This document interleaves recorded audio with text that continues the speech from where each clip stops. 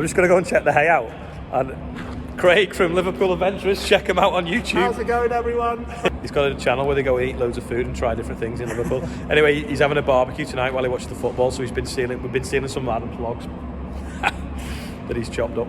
So anyway, I'm going to go now and check the hay, see how much was burnt last night as well. I thought it'd be funny to put him on the spot and point the camera at him, but actually he loved it. And he wasn't phased at all.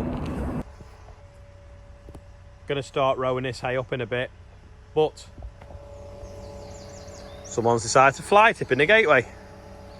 So I've brought the bucket, shove it out the way, get in, get Ted in. This is, sorry, rowing up. This is also the field as well, with the wood at the side of it. Over there, where the kids keep lighting fires. So we'll go over there and see what they've done. So this is where they were lighting fires yesterday. The police put them out. And then I don't know whether the kids are aware of this, but can you see that the nettles and the weeds kind of like washed over and got a bit of a grey tinge to them? Well, if they knew what that was, they wouldn't have walked through it, put it that way.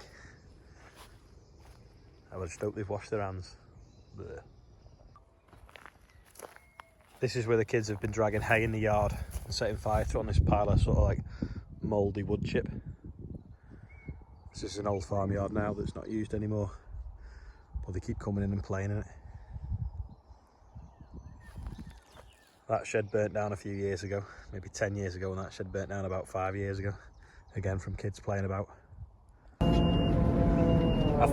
I've flipped that pile of wood chip over now, so it's all like compost, so it won't burn now, because there's all like dry chip on the top that they were setting fire to, so hopefully that should stop them doing that.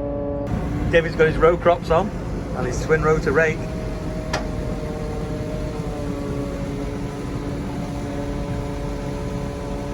Just folding it in a bit.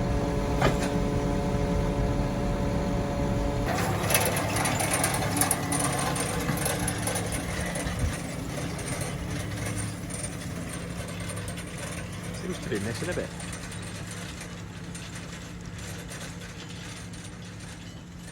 On the side there. Just winding it down this side so it does a better job because it's missing this. That's where it was too high. It's only the second time out with it, you see. That's better now.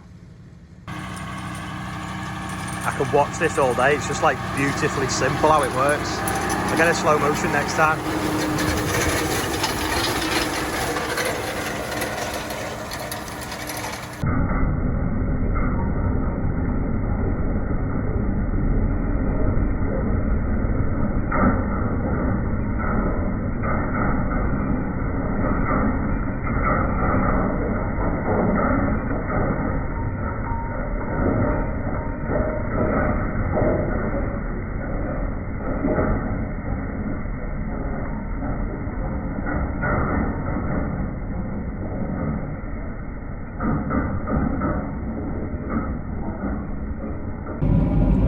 I'll go back and get a trailer now. David's nearly finished rowing up. Well, he's done a third of it already.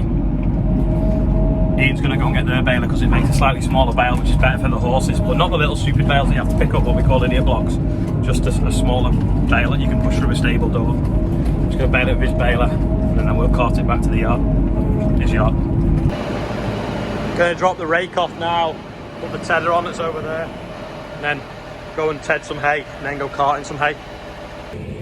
I'm just shaking this hay out now, or tedding, don't know whatever the local dialect is. Have a guess what your local dialect is, leave in the comments if it's shaking it out, tedding it, whatever. Yesterday's quiz question was a grease nipple. Loads of people did actually get it right. I thought because it wasn't focusing you'd struggle, and because it wasn't screwed into anything you might not know, but loads got it right. Today's quiz question you cannot get wrong. So obviously the smell of freshly cut grass or hay is a real nice smell. So what's your top 3 favourite smells? Mine would be the smell of rain after a dry period, which is it Prior or something, however you say it. Second, it'd be hay in the barn after the morning after you've baled it. And then the third would be the smell of a good coffee jar. So what's your favourite smell? Big buzzard there looking for something dead that the mower's hit or the tedder hits. this illustrates why you'd ted it out. So if you look, it's in rows now, and most of the ground isn't covered. But when you look where I've done, the ground's completely covered with grass. So we're getting the maximum sort of like amount of daylight captured and giving every blade of grass, if you will, sunlight. Whereas when it's stacked on top of each other in the rows, it doesn't. If we shake it out like that, the sun can like basically bake it for us.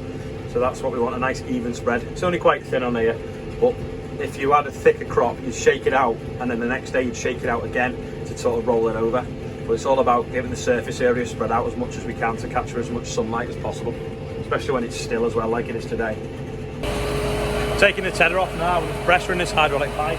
The good thing about this is it's got the fancy spool valve on. You've got to pull that lever and it'll release the pipe without me having to get in the cab and mess around, floating the spools. I was going to cart hay on the fast track because it's got suspension and the track I've got to go down is really bumpy. We had the front fail on that mid taking that off. And then also, I love the radio in the 724 because you can get some really good digital stations on it. So I'm going to use the 724 instead. 10 to 2. Let's just see how long it takes to bale and cart all this in. And Mark's baling on, I don't know what model number it is because I didn't just see when he went past me. David's loading on the 6120 with the loader on. Mark's baling over there. It's not haymaking whether that's Sky though, is it? Anyway, it should just be dry enough. I think it's a 150, that tractor.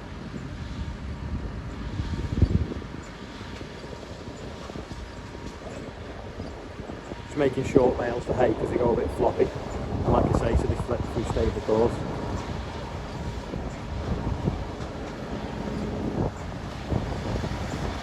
$6155.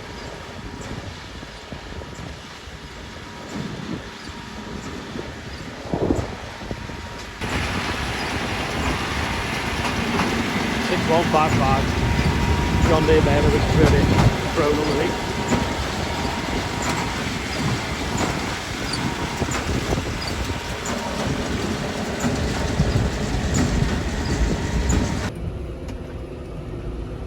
$20 to 3 now, and we've done that much to field. So we've probably done about a quarter of it maybe in an hour.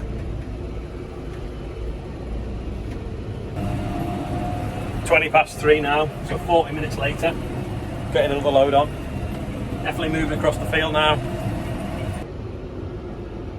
20 to 4, and the bulk of the field is done. Just this sort of like the short, funny shape bit at the far end. Load of bales here, trailer load there for me to grab. Probably another few load on it. But it's, at least it's away from the woods now where the kids are coming out of setting fires.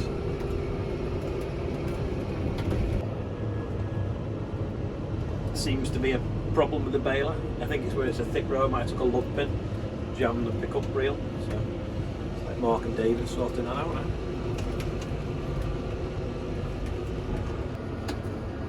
Right, I do love this tractor, this Gen 6 724, apart from, you put the handbrake on, see that? It puts the handbrake on the trailer. A lot of tractors don't do that. So I can't now uncouple the trailer brakes if they're hydraulic with the tractor with the handbrake on without going into this screen. I think I have to press that button, and then I have to press that button, and then I have to press depressurize. Now that is a faff. So the quickest way to do it is leave the handbrake off, but that's obviously dangerous. Now the previous generation used to have a little button here that you'd press to depressurize the brakes. Now they need to put that on one of these buttons here or something. Maybe it can be a sign, or maybe it should be in that gap that's missing, because I think people won't bother going through that rigmarole on the screen, because unless you're on that page as well, you've got to scan to find it, to then go in, to do it. So I think it's more dangerous because people will be lazy and they'll just leave the handbrake off, or they'll jump off the track to go to uncouple it, realise, and you just used to reach in and press the button. Well, now you've got to get in and piss about up there. Well, you may as well just flick the handbrake off. So yeah, Fendt, you need to sort that out. You've took a step backwards there.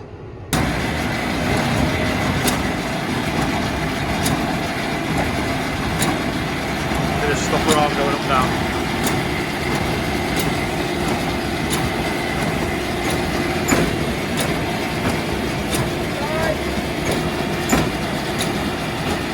just run it up then to check it was working, but we think we've got a branch out the tree stuck in the stuffer at the front because it stalled the tractor. So he turned it off, unblocked it all, and then we just fired it up with the guard open just so we could check that everything was turning as it should.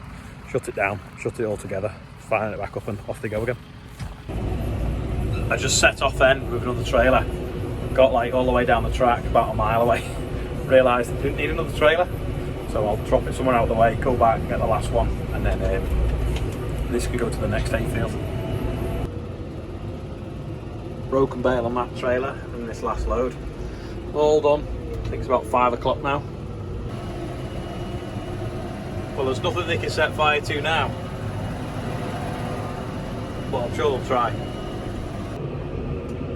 Before, when I took the trailer by mistake, I left it on the old road out the way, and I'm just come back to get it now. But when I come back past it before, someone was getting jiggy with it underneath the back of it in a car, so we'll see if they're still there. Oh, no, they've gone. Sorry, it's not going to be X-rated today. John Deere's everywhere as we finish the last field. Love how that rake lifts up at the end. Flicks up high and it doesn't hit the other rows and drops back in again. Last bale going on. You can get them two on his spike. For them for a mess of pylons in the way. So when they put this down to grass and sheep, I just want to spray around that. That's getting about all for today, but don't forget, what's your favourite 3 smells? What do you call tedding or shaking hay out, whichever? And if you want to subscribe, click up there. If you want to watch another video, click over there, and hopefully I'll see you all tomorrow.